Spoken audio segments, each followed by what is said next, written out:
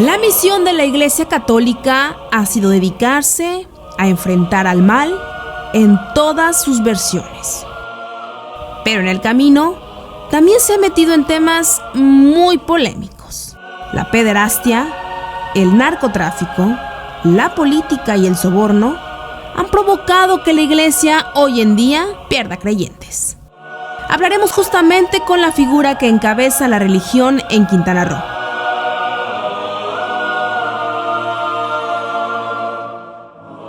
Preguntaré lo que todos queremos saber. ¿Por qué niños? ¿Los sermones se convierten en un instrumento electoral? ¿Existe en realidad el perdón divino? Esto es La Última y nos vamos. Monseñor Pedro Pablo. Hola, ¿cómo estás, María Carmen? ¿Cómo está? Qué Bienvenido. gusto. Qué bueno tenerlo en La Última y nos vamos. Adelante, Encantado, por favor. Gracias, a tus órdenes. Híjole, lo agarramos en una semana importante. Así es. Interesante todo el concepto del que vamos a hablar el día de hoy. Usted es michoacano, Así es. yo también soy michoacana. Ahí pues tenemos mira. algo en común. Y bueno, desde hace más de 32 años usted se dedica justamente a estar en la Iglesia Católica. Desde el 2004 en la prelatura Cancún, Chetumal. Ha visto usted cambios muy importantes en la Iglesia. Y justamente Papa Francisco, en este año que cumple 5 años, pues también ha invitado a cambiar y a ver con otros ojos la nueva visión de la Iglesia Católica. ¿Cómo está actualmente la Iglesia Católica? Pues mira, realmente con la venida del Papa Francisco, que nos trajo la revolución de la ternura y nos sacudió el tapete a todos, comenzando con los obispos, creo que estamos en una nueva etapa. Es el cambio de época que ya se ha dado y se está dando a nivel de todo el mundo, pues ha llegado a la Iglesia con el Papa Francisco. Y estamos muy contentos, muy sorprendidos y tratando de seguirle el paso y de seguir esa línea, ese rumbo que está marcando a la Iglesia, que es muy interesante y es lo que necesitaba la Iglesia. Tú sabes que el Papa Benedicto XVI renunció.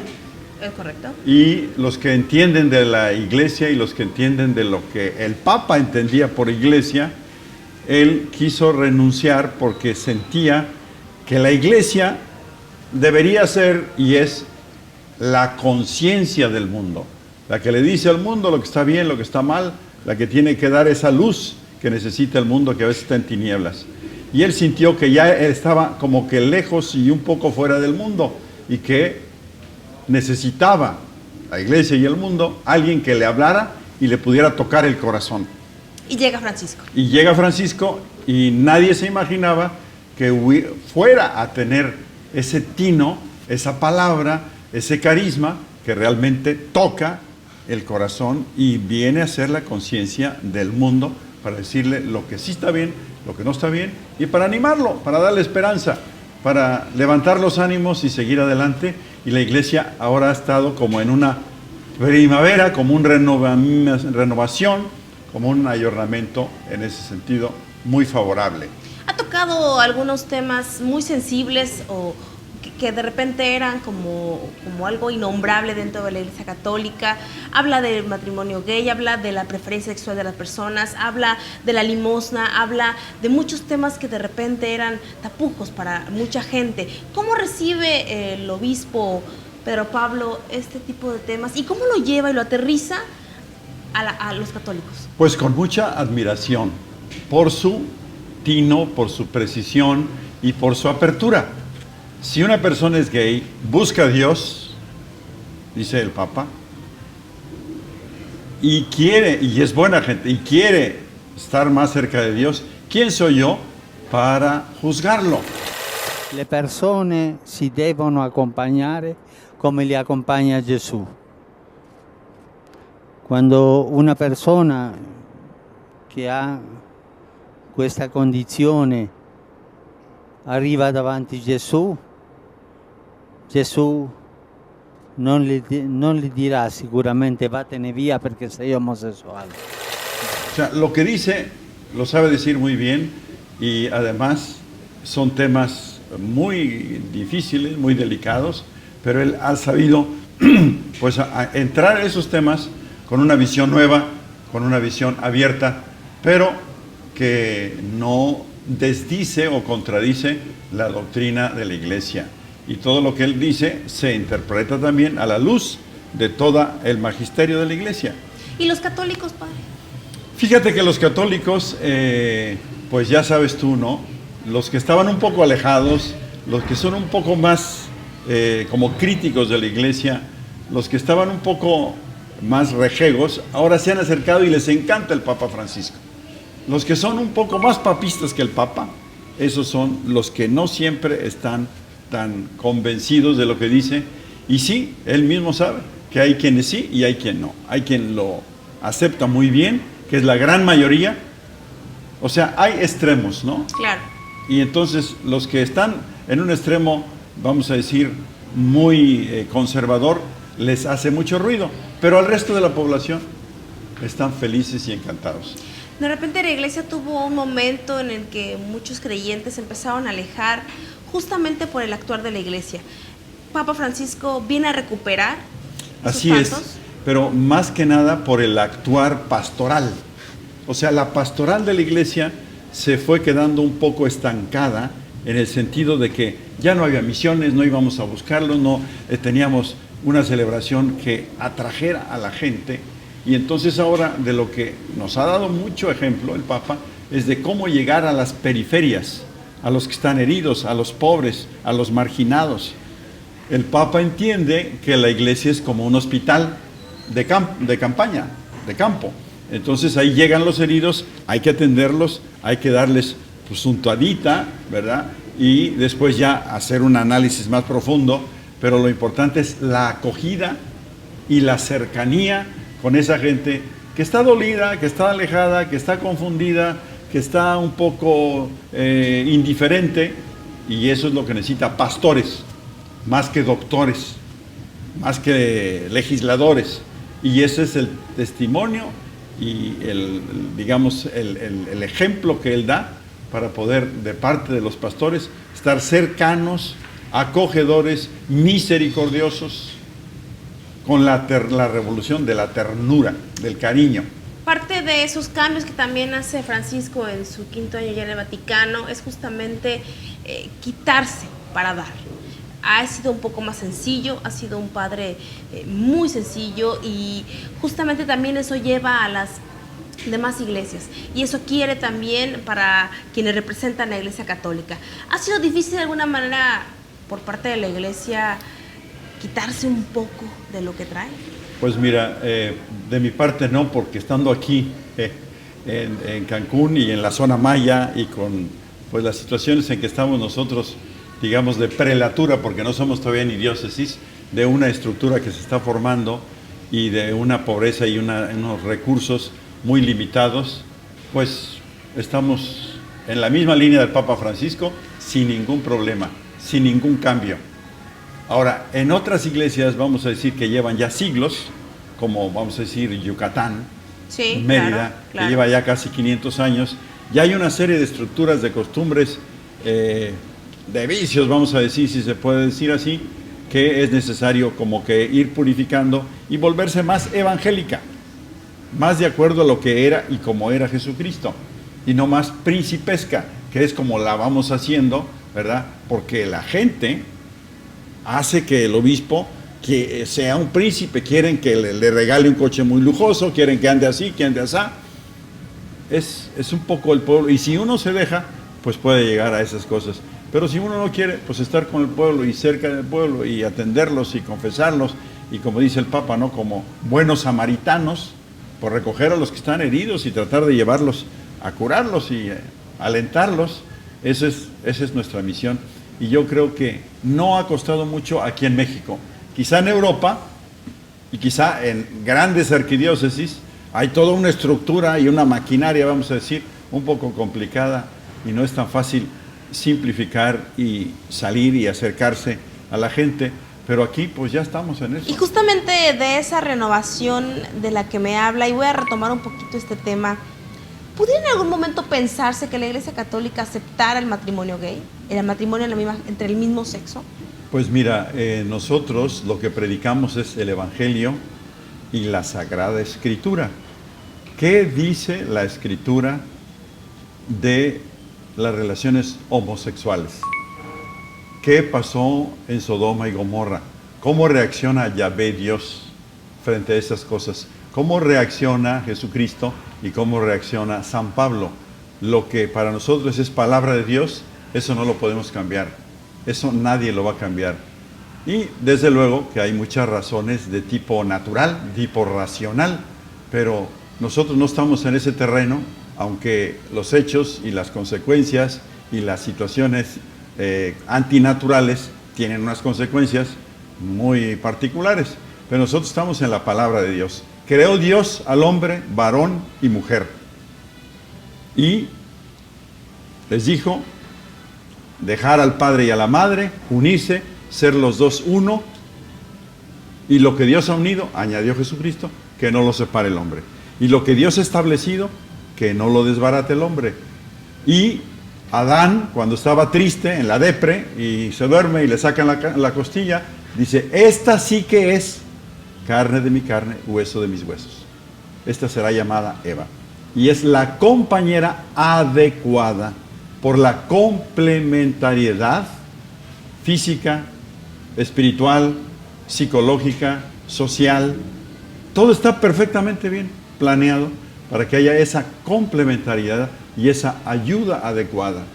Es el plan de Dios, y entendemos que si en la primera página sale así, está escrito así, nosotros no lo vamos a cambiar. ¿Quiénes somos nosotros para cambiar eso?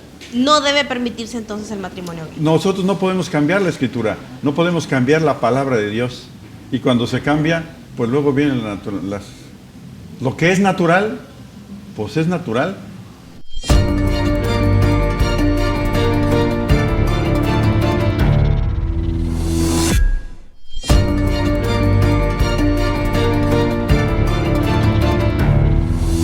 No debe permitirse entonces el matrimonio gay. Nosotros no podemos cambiar la Escritura, no podemos cambiar la palabra de Dios. Y cuando se cambia, pues luego vienen lo que es natural, pues es natural.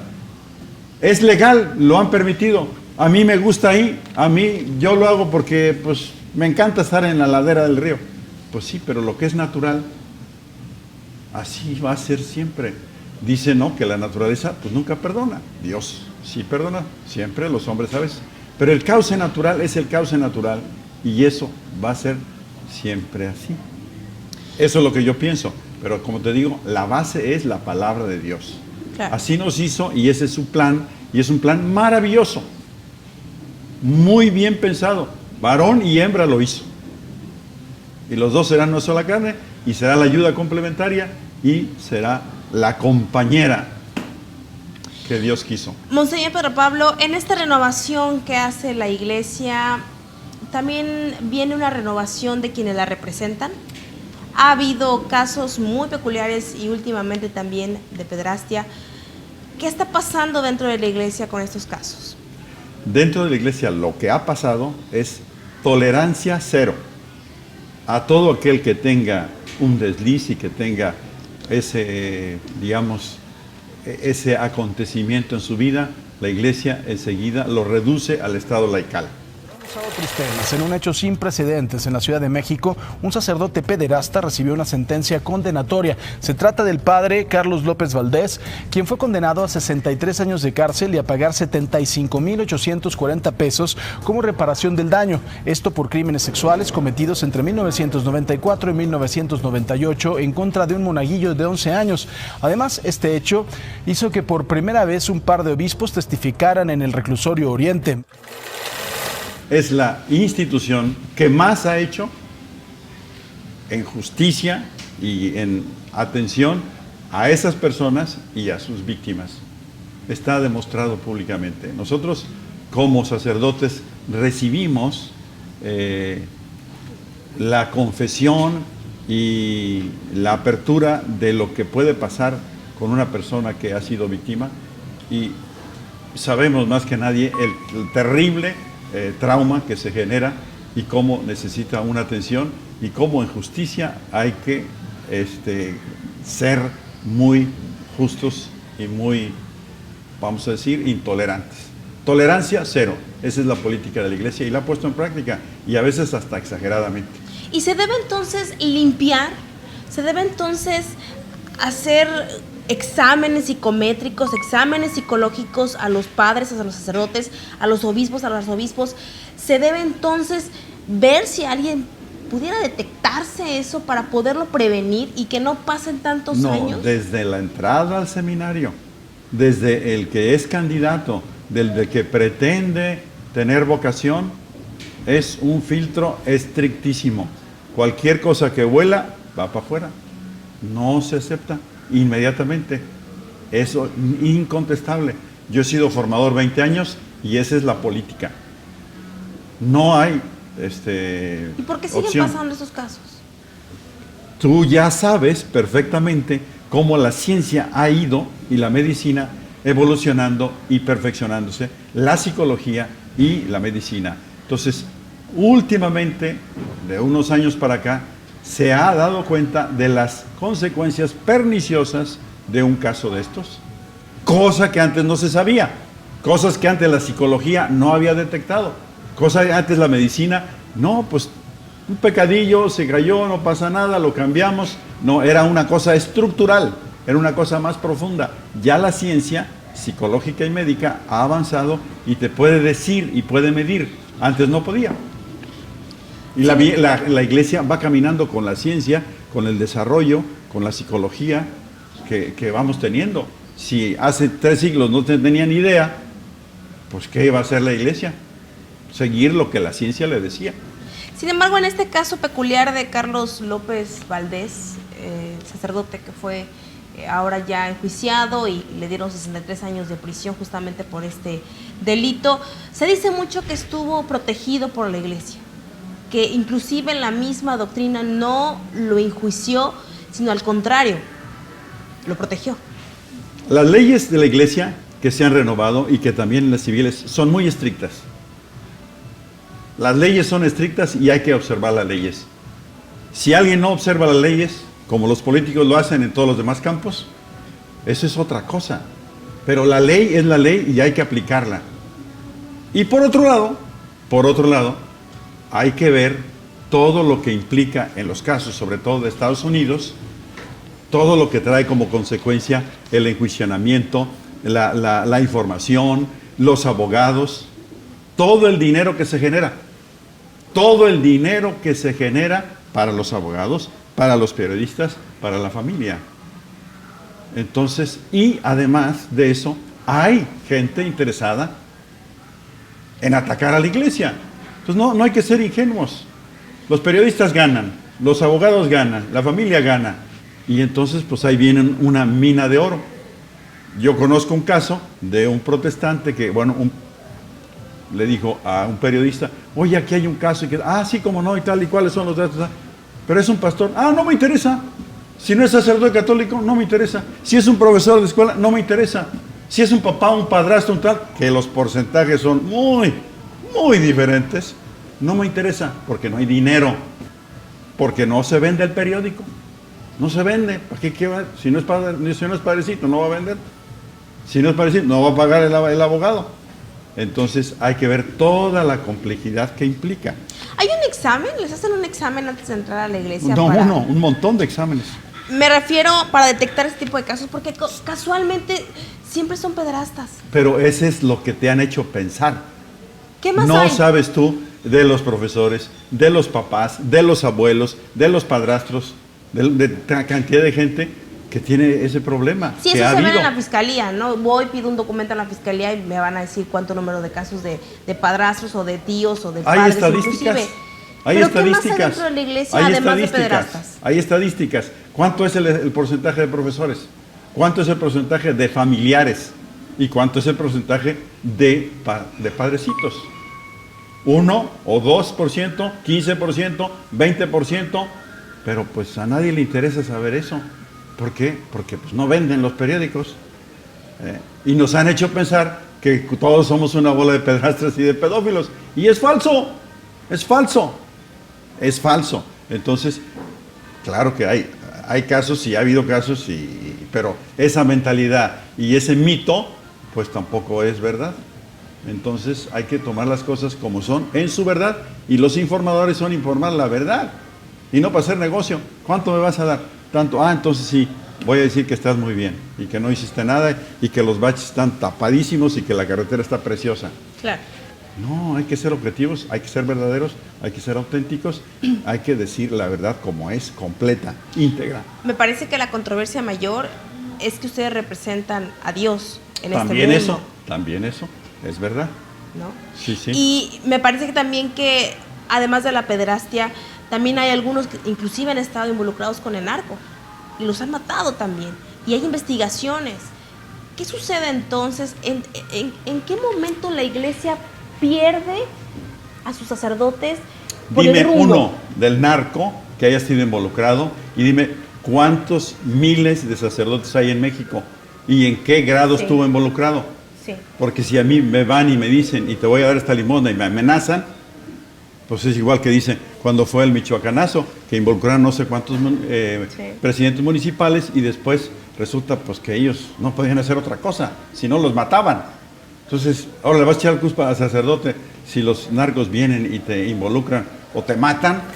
Hombres armados que asistieron al baile habrían identificado al padre Germaín Muñiz García por unas fotografías que circularon en redes sociales, donde aparece con un rifle de asalto y, según el fiscal, lo habrían relacionado con un grupo antagónico que opera en Mezcala, Carrizalillo, Tasco, Tasco el Viejo y parte de Iguala.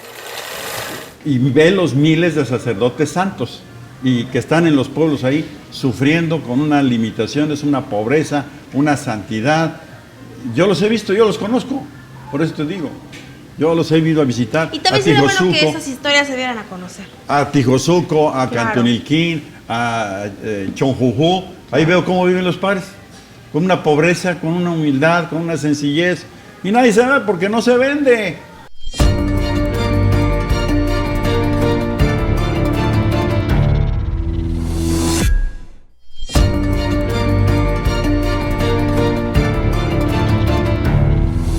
Ahí veo cómo viven los padres, con una pobreza, con una humildad, con una sencillez. Y nadie sabe porque no se vende. Eso no se vende. La Inclusive santidad es un también- padrecito que está trabajando todo el día y salvando a las almas y ayudando y orientando y confesando horas y horas. Ayer estuve confesando 2 horas y bueno, no es porque, pero otros confiesan 5, 6, 7 horas. Y casos gordísimos, dificilísimos, a los que hay que ayudarles y escucharles. Pero yo estoy buscando, ellos dicen que no se pueden relacionar con maleantes, con narcotraficantes. Y yo digo, ¿qué no vale la pena hacer cualquier cosa en favor de la paz? Dialogar en favor de la paz. Porque lo único que necesitan es que te escuches y que les des la absolución o que en fin, no les digan nada, nada Al más final ustedes escúchales. tienen el perdón aquí en la tierra de Dios para con el ser No humano. es Dios el que perdona, nosotros no. ¿Quién puede perdonar sino solo Dios? En nombre de Jesucristo yo te absuelvo y te escucho y te doy un consejito y bueno, salen con una gran paz, una gran tranquilidad, un gran ánimo, una gran esperanza. Pero ese es en el confesionario y eso es secreto y de eso nadie sabe y de eso no se puede decir porque es secreto de confesión. Y eso no sale en los periódicos, pero son horas y horas de trabajo y de estar ahí Que también se reconoce. escuchando. Ojalá que lo reconozcan. Sí, claro que sí. Pero esa es la verdad completa. Y justamente de esta verdad, de repente hay polémica también cuando se habla entre la iglesia y el gobierno. Así es. Se supone que deben ser caminos diferentes, pero al final también la iglesia por ahí mete su opinión. ¿Debe ser así? Supone que debe ser diferentes, pero los dos trabajamos por el bien común, Eso. para el bien público, Eso. ayudar a la gente. Y hay mucha obra social de la iglesia que no se conoce. No nos gusta o no somos medios tontos para cacarear el huevo. Pero lo que hace la iglesia, por ejemplo, aquí está la Ciudad de la Alegría. Nadie quiere a los enfermitos de SIDA. Pues tráigamelos, yo los cuido, yo los atiendo, los ayudo a que mueran dignamente. Y pues nadie sabe eso, porque nada más ven uno de SIDA y le salen corriendo, ¿no? Pero yo creo que la iglesia, pues, como en otros países, es un bien público, es un servicio público. En Estados Unidos, si tú trabajas en una iglesia, tienes deducible y te dan donativos y todos los que quieran. 30% de los donativos de las fundaciones son para las iglesias. Y aquí no podemos tener los donativos, somos AR, no somos AC o fundación que pueda recibir los donativos. Y sin embargo, pues la gente le da a la iglesia para que reparta. Nosotros repartimos en el Vilma 1,018 toneladas, porque 72 universidades mandaron la ayuda a la iglesia para que la iglesia la distribuyera a todo mundo, sea de la fe que sea, el creyente que sea o no creyente.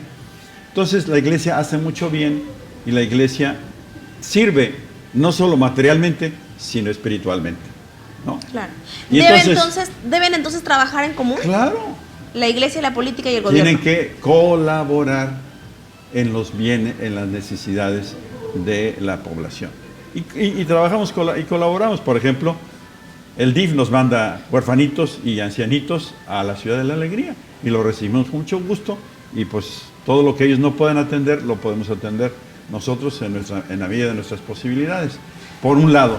Y por otro lado, donde hay una iglesia en un barrio, baja la delincuencia, la gente encuentra calma, los jóvenes comienzan, pues yo lo he visto, a portarse de otra manera, a dejar las bandas, a acercarse a la iglesia, a jugar fútbol, a ver películas de santos, y la colonia se calma, baja unos graditos, baja unas rayitas la delincuencia donde está una iglesia, sea católica o sea de otro.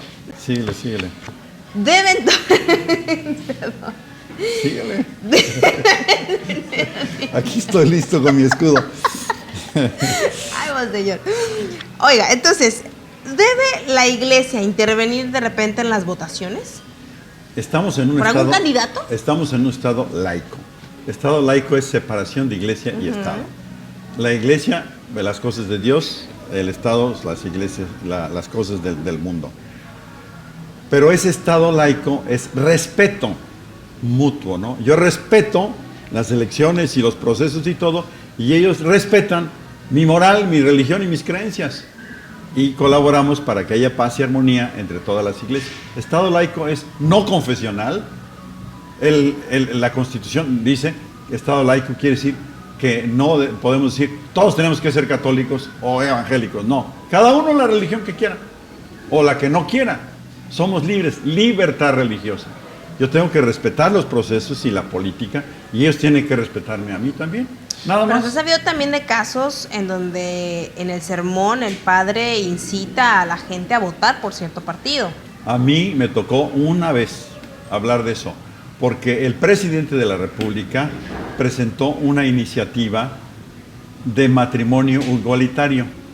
Y entonces yo dije, voy a decir mi opinión sobre esto, porque no me estoy metiendo en política. Él se está metiendo en moral y se está metiendo en religión, que no tiene otros asuntos más importantes, más graves, más serios, más materiales para resolver, que estarse metiendo con esa iniciativa. Pues muy bien, a lo mejor, o sea, le parece a él muy bien, pero se está metiendo él en mi campo y no yo en él, y por tanto no estoy de acuerdo por esto. Y la gente aplaudió. Otras veces no aplauden, otras veces que... Pero es la única vez, bueno, es la segunda. La primera sí me quedaron viendo como que, ¿por qué se está metiendo en política? Y ya nunca me volvió a meter. ¿De qué habló, padre? Pero sí, la otra es que un candidato, para votarlo yo como católico, tiene que estar de acuerdo con los principios y con las creencias de mi iglesia. Si un candidato veo que está a favor del aborto, pues yo, si soy católico y quiero ser coherente, ¿por qué voy a votar uno que está en contra de la vida? Cosa que mi religión dice que no, que la vida es de Dios, que la vida hay que respetarla, que Dios es el único dueño y Señor. Y este dice, no, mi cuerpo yo me lo gestiono, mi cuerpo yo me quito el tissue, o sea, ¿cómo dicen? Un tejido. Este es un tejido y me lo deshago porque es mío. Pues no, Señor, es otra persona y ya no es tuyo. Ya es la vida y autónomo, independiente y con su dignidad propia. Entonces, en eso sí que pues uno debe orientar a la gente y decirle, si este candidato no tiene o está en contra de los principios que tú crees, pues piensa bien si es el que quieres tú, ¿verdad? Que te represente, porque no te está representando. A Cancún le ha ido muy mal con gobernantes. ¿Cómo lo ve? Pues realmente es algo increíble, inconcebible, todo lo que se destapa después de que ya terminan, porque cuando están en la administración, todos los días salen los periódicos que es una maravilla, que arregló aquí, que arregló allá, que hizo esto, que hizo el otro, termina y se destapa todo el pastel. ¿Cómo te explicas tú eso? ¿Se refiere a Roberto Borges? Pues, Estamos por así hablando decir. del exgobernador de Quintana Roo. Pues sí, podría ser, ¿no? Pues yo veo que eso como que viene más o menos. Pero usted estaba muy cerquita de Borges, ¿no? De Roberto Borges en su momento. Yo no estaba cerca, yo le fui a pedir para el seminario y no. A mí, pues la verdad, ojalá que me hubiera dado un pedazo para que el seminario fuera más largo, pero no tuve Nada. la suerte, nada de nada. Sin embargo, bueno, y dentro de todo la controversia que generó Roberto Borges, por ahí estaban unos terrenitos en Tajamar, inclusive la iglesia, la prelatura, querían construir ahí la catedral. Ese terreno nos lo dio Fox, es federal. Sí. Y es 1 hectárea y está perfectamente legal.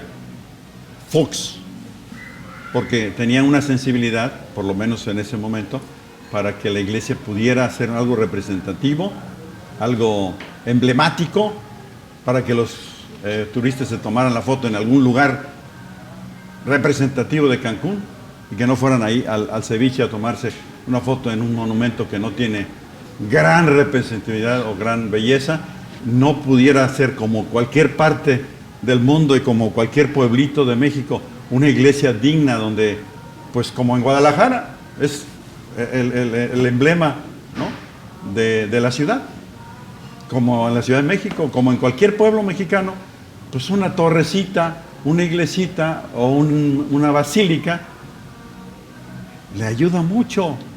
¿Y ¿Cuánto perdió la iglesia? cuánta gente va a Barcelona a ver la Sagrada Familia?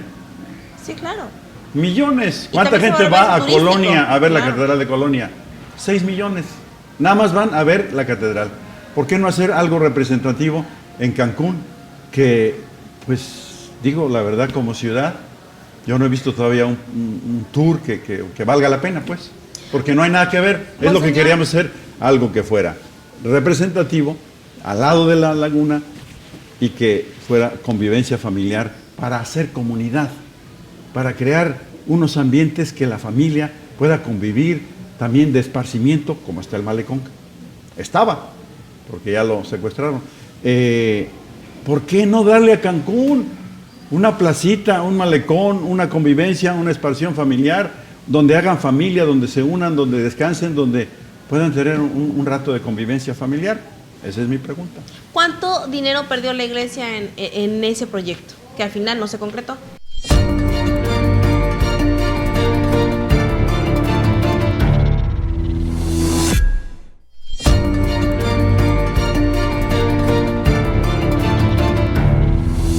¿Cuánto dinero perdió la iglesia en ese proyecto, que al final no se concretó?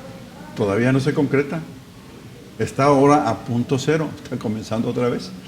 Porque está todo legal. ¿Tienen esperanza? Está todo legal. Algún día va a decir, bueno, ¿qué derecho tienen estos ambientalistas de secuestrar un terreno que, si no quieren que se haga una mole tremenda de cemento, pues díganos cómo lo vamos a hacer? Porque se puede poner como esto, con ladrillos, con madera, con palapa, con palmas, con verde, una cosa muy agradable, tipo la Quinta Avenida de Playa del Carmen, y que pueda convivir la gente y la familia, y que tengan una ventana al mar o por menos al agua, los cancunenses, que no tienen derecho, casi 1 millón de cancunenses, de tener un lugar donde puedan ir a tener una vista bonita. Yo no veo mucho sentido por qué tenga que perderse eso. ¿De cuánto es la inversión que está haciendo la iglesia en esta catedral? No, nosotros no hemos hecho ninguna inversión. ¿O de Tenemos cuánto una sería? lonita, sí, como no, he pasado y por ahí. ahí hay una imagen de la Virgen de Guadalupe, y ya.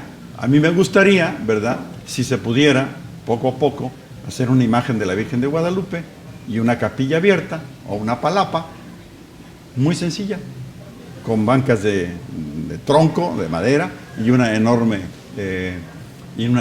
imagen de la Virgen de Guadalupe, donde pueda la gente, pues, estar un ratito en contemplación, en paz, en oración. Porque en algún momento se hablaba también de una infraestructura muy grande, muy moderna. Este proyecto ya no se va a hacer. Muy hermosa, pero pues está todo parado. Y yo lo que espero es que pues lo que podamos invertir, lo invertamos en el seminario, que ya está hecho, gracias a Dios. Es sí una gran inversión y está lleno el seminario, se nos llenó el primer año y ahora tenemos el primer curso, el segundo curso, en Leona Vicario, en una casita de ejercicios. Borja entonces no tuvo absolutamente nada que ver con este terreno, ni siquiera con la ampliación de algún nada. cachito de alguna iglesia que tuviera en Quintana Roo. No, al contrario. ¿Se robó? Pues, Digo, más de lo que ya se robó. teníamos un terreno que nos dio Hendrix y Félix en Petempich y ciertamente no empezamos la obra de seminario a tiempo y ahora ya hay otra cosa ahí. Se perdió el Pero, terreno. pues sí, pero pues así les pasó a todos. Ahora, la verdad es que pues los ciudadanos tenemos los gobernantes que nos merecemos, dice alguien, ¿no? ¿Por qué no podemos nosotros realmente ya tener una mayor exigencia para que la fiebre, no la fiebre, sino la peste de la corrupción, pues alguna vez vaya desapareciendo no solo de los políticos, sino de todo el sistema mexicano, ¿no? Claro. Ese es el terrible cáncer y terrible peste que ojalá que alguien encuentre la manera de resolverlo, porque si no estamos muy, muy, muy amenazados y pues es muy triste que las cosas... ¿Qué tipo de gobernante entonces merece México? ¿O Quintana Roo? No vayamos tan grande, el Estado. Pues un gobernante, para comenzar, honesto. Y luego que tenga la visión para que siga esto creciendo y, digamos, en combinación con la conservación de la belleza. Pero yo creo que es lo que necesitamos, alguien que no sea corrupto y que pues trabaje y haga lo que le corresponde hacer y nada más, ¿no? Y realmente, pues, nosotros no tenemos que meternos en política, simplemente invitar a la gente a que ellos piensen, reflexionen, analicen y voten en conciencia, no por intereses, no por gustos, no por mitos, porque pues es el mito a veces lo que, ¿no?, nos hace votar y es algo que necesitamos madurar, la conciencia madura de lo que necesita nuestro Estado, nuestra ciudad y nuestra nación. Monseñor, tenemos una parte dentro de este programa, es una sección muy pequeñita de 3 preguntas en donde usted debe responder sí, no y si gusta también el por qué. Y después ya viene con el cierre del programa, que es justamente la última y nos vamos. Usted va a tener aquí una última para tomarnos algo, ¿no? Está buena la plática, pero pues no nos quiere tomar nada. Pero vamos entonces a esta sección de sí y no, y si usted gusta el por qué. Sí. Y enseguida entonces la última pregunta. ¿Deberían entonces ser perdonados de manera divina los padres pederastas? No por las leyes, de manera divina. Dios siempre perdona, la naturaleza nunca perdona y los hombres a veces perdonan. Dios siempre perdona a todos y de todo. ¿Es un sí? Dios sí, Dios, solo Dios Ustedes los perdona. no. Nosotros hay que ser justos. Justicia. Justicia y misericordia. Dios es infinitamente misericordioso, pero es infinitamente justo. ¿Cómo puede ser misericordioso infinitamente y justo, infinitamente justo? Pues es Dios, es un misterio, pero así es. Gracias. ¿Tendrá la Iglesia Católica que mejorar los requisitos para que una persona se dedique justamente a predicar? Hay ya muchos requisitos, muchos exámenes, muchos filtros y yo creo, sí, claro que sí. Y no solo la Iglesia Católica, sino los pastores y todas las demás iglesias. ¿Cuántos años estudia un sacerdote? ¿Cuántos años o meses estudia un pastor? Claro. ¿Deberían unirse, y esta es la última pregunta de esta sección chiquita, deberían unirse las cabezas, los representantes de todas las religiones para llegar a un mismo punto, que sería la fe, el amor, la creencia, y poder rescatar de alguna manera el mundo en el que vivimos? Sí, y ya se está haciendo aquí en Cancún con el Consejo Interreligioso para rescatar los valores. Todos unidos hacemos fuerza y podemos rescatar los valores que se están perdiendo, se han perdido. La vida, la familia, la educación de los hijos, todo lo que es la cuestión de defender la familia, con todo lo que implica, nos estamos uniendo, y yo creo que tanto a nivel de educación, de leyes, como de otras acciones, podemos hacer la diferencia si estamos todos unidos, por los valores. Felicidades por eso. Monseñor, ha sido un gusto tenerlo en la última y nos vamos. Agradezco por supuesto su tiempo y la charla tan amena que tuvimos en estos poquitos minutos. Vamos a la última parte, que es la última y nos vamos. Así es. Y bueno, el Papa Francisco, así también como el Papa Juan Pablo II, han hecho grandes cambios en la Iglesia Católica. ¿Qué falta todavía por mejorar? Seguir el testimonio del Papa Francisco en la acción pastoral de los sacerdotes, de los fieles, de los obispos. El cambio no se da rápido, ya sabemos el rumbo, pero hay que seguir ese rumbo. De apertura, de cercanía, de misericordia. Eso es lo que hay que mejorar, eso es lo que está mejorando la Iglesia, pero es muy lento. Abrirse al mundo, ayudar al mundo, estar en el mundo. Como decía el Papa, el pastor tiene que estar adelante para dar ejemplo, en medio para ir captando el pulso de las ovejas, y atrás para que no se le rezague ninguna. Entonces, ser pastores cercanos, con olor a oveja, ese es el gran reto. Y el gran reto de toda la Iglesia es incidir en la sociedad, para que la sociedad, México, tenga paz, tenga prosperidad, tenga justicia, tenga un tejido social pues realmente fuerte, y no que estemos con estas situaciones tan difíciles. Un México pacífico y justo tenemos que contribuir para que se logre más. Monseñor, agradezco muchísimo esta entrevista.